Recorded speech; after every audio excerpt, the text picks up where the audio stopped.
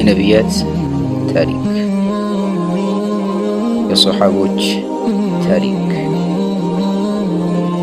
የተለያዩ አስተማሪ ታሪኮች ሲራቲ። ቢስሚላህ اللهم لك الحمد حتى ترضى ولك الحمد إذا رضيت ولك الحمد بعد الرضا والصلاة والسلام على حبيبنا رسول الله وعلى آله وصحبه ومن والاه. رب اشرح لي صدري ويسر لي أمري واحلل عقدة من لساني يفقه قولي. السلام عليكم ورحمة الله وبركاته. የጁጃውያኑ ንጉሱም እና አዩርን ሲመለከት አዩርና ግብረ አበሮቹ ወደ ኋላና ወደፊት እያዩ ጉድጓዱን ዘልቀው ገቡ። ጉድጓዱን ዘልቀው ከገቡ በኋላ ህዝቦቻቸው በጉጉት ፊቶቻቸው ቀልተው አገኟቸው። የጁጃውያን ንጉሱም እና አዩርን ሲመለከት ወደ እነሱ በመንደርደር ስለ ክስተቱ ጠየቃቸው። ዘርቅይቶቹም የተከሰተውን በዝርዝር ተርከውለት የሳዱንን መገደል አክለው ነገሩት። ይህን ጊዜ ንጉሱ በንዴት አይኖቹ ደም መሰሉ።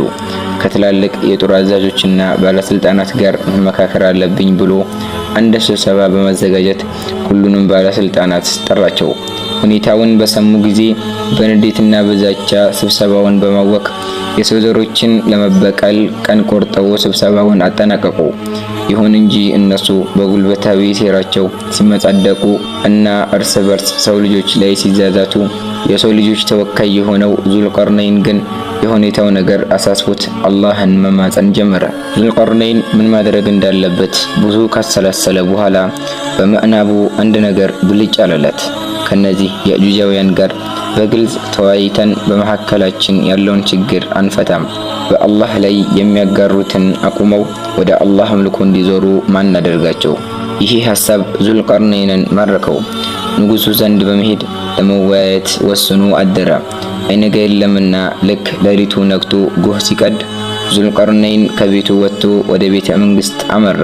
ዙልቀርነይንም ንጉሱ ጋር ሲደርስ ቆም በማለት ንጉስ ሆይ እነዚህን ፍጥረቶች ቀድመን ለምን አናወያያቸውም? ምናልባት ከክህደታቸውና ከአመጻቸው ሊመለሱ ይችላሉ ሲል አማከረው።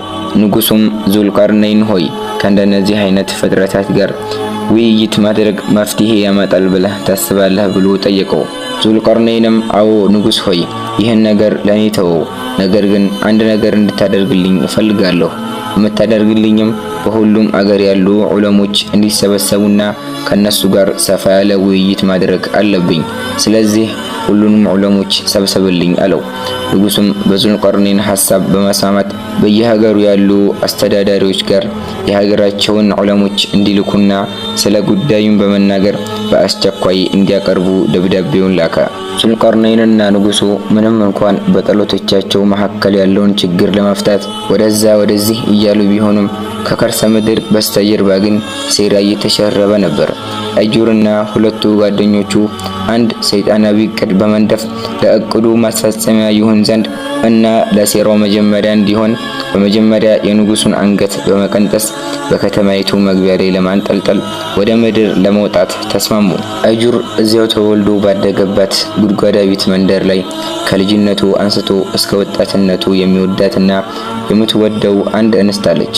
ዛሬ ግን ተልእኮውን ማሳኪያ ራሱን መስዋዕት አድርጎ ሊወጣ ስለሆነ የሷ ነገር አልሆን ብሎት ሊሰናበታት ሄደ። የመለያየት እንባ በፊቱ ላይ እያሳያት ልጅቱን ሲሰናበታት ምንም እንኳን ትቷት እንዳይሄድ ብትለምነውም አለመመለሱን አረጋግጦ ግን እንደሚመለስ ቃል ገብቶላት የከርሰ ምድሩን ትቶ ወደ ምድር ወጣ። ልክ ወደ ገጸ ምድር ብቅ እንዳሉም እንደ ቀድሞ ጊዜ ሰዓት ማባከን አልፈለጉምና በፍጥነት ወደ ንጉሱ ቤተ መንግስት በማቅናት የአጭር ሰዓት ስለላ ካደረጉ በኋላ በመግቢያ የሚያገኙትን የቤተ መንግስቱን ጥበቃዎች ቀለል ባለመልኩ እየገደሉ በማለፍ በጥቂት ሰዓታት ንጉሱ ዘንድ ደረሱ። ልክ ንጉሱ ዘንድ እንደገቡም አዩር በቀል በጠማው እጁ ንጉሱን በኃይል በመምታት ራሱን እንዲስት ካደረገው በኋላ ንጉሱን ተሸክሞት ከከተማው በመውጣት በከተማው መግቢያ ላይ አንገቱን በመቁረጥ አንጠለጠሉት። የንጉሱን አንገት በከተማው መግቢያ ላይ ካንጠለጠሉት በኋላ የተቀረውን የሰውነት ክፍሉን ተሸክመው በመጓዝ ላይ ሳሉ በድንገት አንዲት አሮጊት አየቻቸውና ሰፈሩን በጩኸት አናጋችው። ይህን ጩኸት የሰማውም የመንደሩ ነዋሪ በሙሉ ከየቤቱ ይዞ የወጣው እንደ ጧፍ ያለ እሳትም አካባቢውን በማሸብረቅ የአጁጃውያንን ሁኔታ ቀያየረው። በዚህ ሁኔታ አጁር ከዙሪያው ያለውን ብርሃን መቋቋም ሲያቅተው ራሱን በመሳት መሬት ላይ ወደቀ። ጓደኞቹ ምንም እንኳን ሊያነሱት ቢጣጣሩም ባለመቻላቸው የንጉስን ቅሪት ስጋ ተሸክመው አጁርን በማያውቀው መንደር ትተውት ሸሹ። የከተማይቱ ህዝብም እጅግ ተሰበሰበ። ሊገድሉትም አስበው ተዘጋጁ። በመሃልም አንዱ ሰውዬ ከምን ገድለው ዙልቀርነይን ዘንድ እንውሰዱ በማለት ተናገረ። ዙልቀርነይንም አይቶት የማያውቀውን ፍጡር በሰው ታጅቦ ቤቱ ሲገባለት ማን ነው ይህ ሰውዬ በማለት ጠየቀ። ህዝቡም ከያጁጃውያኑ አንዱ እንደሆነና መሬት ላይ ወድቆ እንዳገኙትም አክለው ነገሩት። በዚህ ሁኔታ ላይ ሳሉም ድንገት ከወደ ውጭ በኩል ንጉስ ሞተ የሚል ጩኸት ተሰማ። ህዝቡም እጅግ ከመረበሹም አጁር ነው የገደለው፣ እሱንም ካልገደል ነው ብለው ተነሱ።